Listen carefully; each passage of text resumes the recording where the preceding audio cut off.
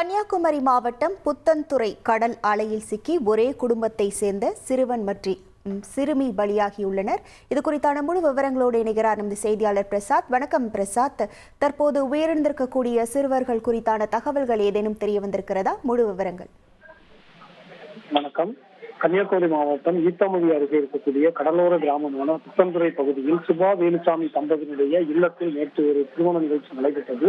இந்த நிகழ்ச்சியில் பங்கேற்பதாக இவர் திருப்பூர் மாவட்டம் பகுதியைச் சேர்ந்த பிரபாகர் எஸ்தர் தம்பதியினர் தங்கள் குழந்தைகளோடு அந்த நிகழ்ச்சியில் பங்கேற்றிருந்தார்கள். அந்த தங்கியிருந்த நிலையில் இன்று காலையில் அவருடைய குழந்தைகளான 6 வயது 5 வயது மகன் யூதா ஆகிய 2 குழந்தைகளும் கடற்கரையில் விளையாடி கொண்டிருந்தார்கள். அந்த நேரத்தில் எதிர்பாராத விதமாக கடல் திட்டமான அலை 2 பேரையும் இழுத்துச் சென்றது. இதனால் அந்த பகுதிகளை பார்த்துக் கொண்டிருந்த மக்கள் அலறி அடித்ததை தொடர்ந்து அங்கிருந்த மீனவர்கள் உடனடியாக கடலில் குதித்து 2 குழந்தைகளை மீட்டார்கள்.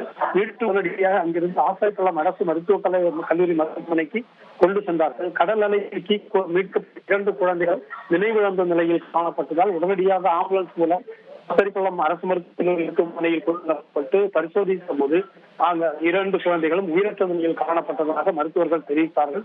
அதன் அடிப்படையில் 2 குழந்தைகளையும் பிரேத பரிசோதனைக்காக அங்கேயே கேமரையில் வைக்கப்பட்டிருக்கிறது. தொடர்ந்து இந்த சம்பவம் தொடர்பாக கடலோர காவல்துறையிலிருந்து வழக்கு பதிவு செய்து விசாரணை மேற்கொண்டு வருகிறார்கள். நிகழ்ச்சிக்காக வந்த 2 குழந்தைகள் இங்கு கடலலையில் இருக்கிற சம்பவம் ஒரு பெரிய சோதனை ஏற்படுத்தியிருக்கிறது. உங்கள் முழு விவரங்களுக்கு நன்றி பிரசாத். செய்திகளை உடனுக்குடன் தெரிந்து கொள்ள உடனே சப்ஸ்கிரைப் பண்ணுங்க.